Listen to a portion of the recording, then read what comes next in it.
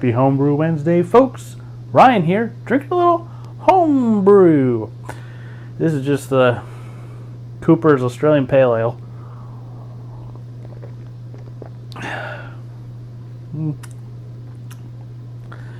I wouldn't suggest this one, but it's okay, I guess.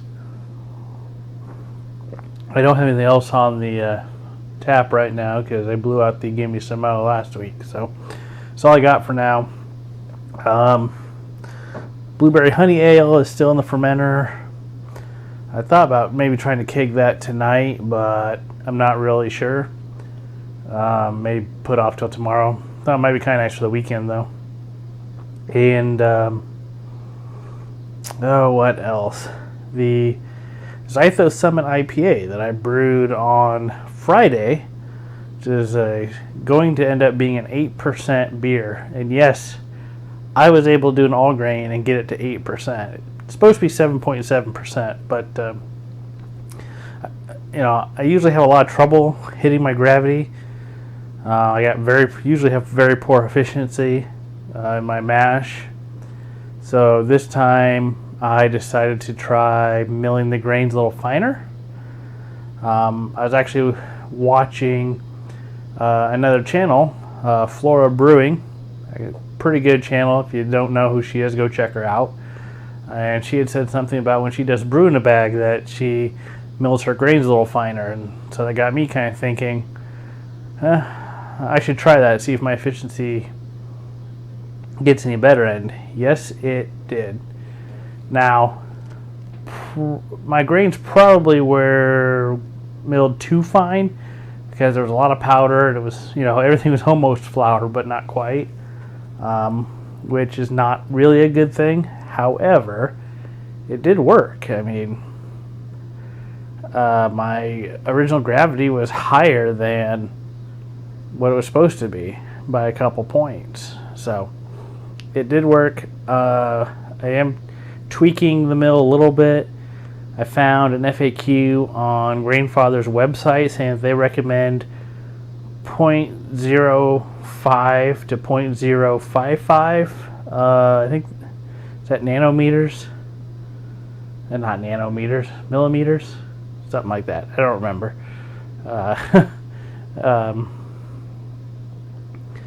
And I was much lower than that. I was somewhere between 0.05 and 0.025, probably closer to the 2.5.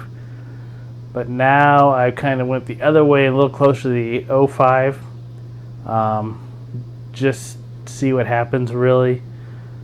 When I was mashing my grains on Friday, normally what happens is as the water's recirculating through the system and through the grains, the wort starts to clear up. And in this case, it never did. It was cloudy the entire time. And my sparge was fairly slow as well, which if I can get the numbers I want, I'm okay with the sparge being slow as long as it's not stuck. But hopefully by not milling those grains just fine, I'll be able to get the same efficiency maybe and a clear wort. So we'll have to wait and see. I'm doing kind of I'm going to call it the garbage pail ale. It's not actually a pale ale, but kind of from the garbage pail of old stuff I got lying around here, mostly just old specialty grains. Like what we got, some 4-year-old Caramel 10 and Caramel 20, some white wheat, Carapils, Cara Munich, a little bit of Cara Munich 3. Just, I'm going to just toss all of this stuff in and just use 2-row. Kind of see what happens. Probably use some Centennial and Santium hops. I have bulk orders of both of those. Well, they're 1-pound bags of each, so probably need to use some of those and some USO5. I don't know if that picks that up. So we'll just have to see how that turns out. I'm kind of excited just to do something really random like that because it's a little more experimental than I like to be, considering all the time it takes to do an all grain patch. And I'll probably do a video on that as well, just because it won't be a how to brew video. It'll just me brewing, I guess. Be a Ryan Brews beer. So we'll have to just see how that turns out. What else? Calibrated my refractometer today. Never done that before. It was off a bit. It was really low. Distilled water was off the charts, below the zero. So that was good to get that done.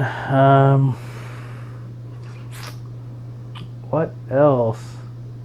Ordered a couple beer kits, and one is the White House Honey Porter, is an all-grain version of that recipe, and the other is an American Pale Ale from Adventures in Home Brew. So that one's an extract kit, so we'll see how they do their kits, and maybe I'll do a video on that too. Who knows? I have a lot of options. You know, everybody likes to watch people brew. I love watching people brew, so I kind of get it. But and also, I'm on the lookout for a bung for the Mr. Beer fermenter. I've ordered one to try out. Sorry, I got new technology here, and it's just flopping all over the place. But this is like a smaller than normal hole in the top, because it was not designed to have a carboy bung in it.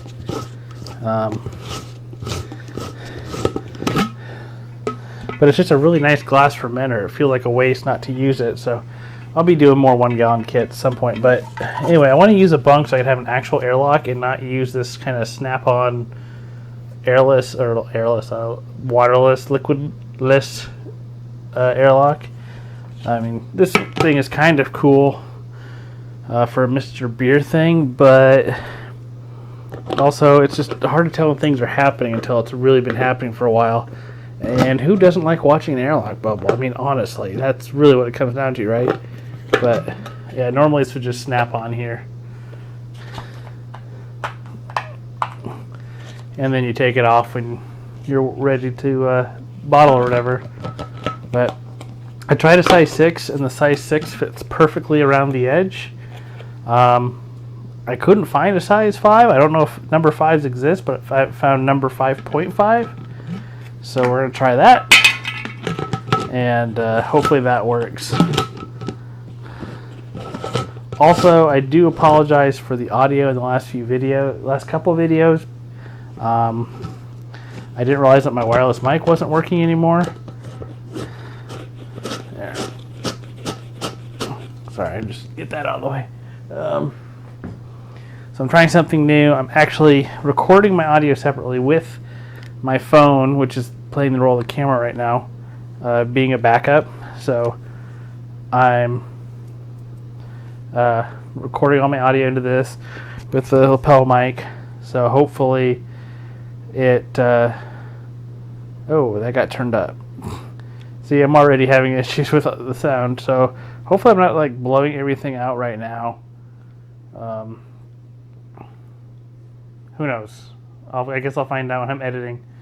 Yeah, so that's all I got for you this week, folks. So I'll catch you next time. Cheers.